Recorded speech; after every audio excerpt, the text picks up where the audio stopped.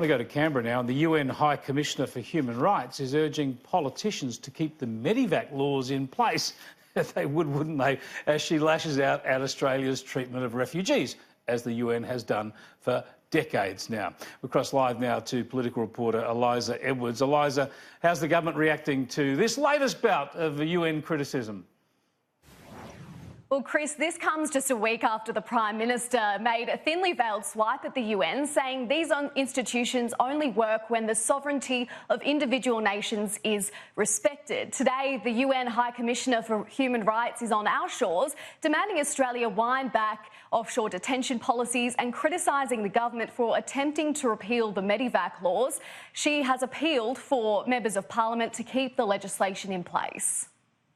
The so-called medevac law that came into effect in March this year is another example of the practical improvement that can be made to the asylum seekers to uphold international human rights obligations and mitigate the harmful effects of detention.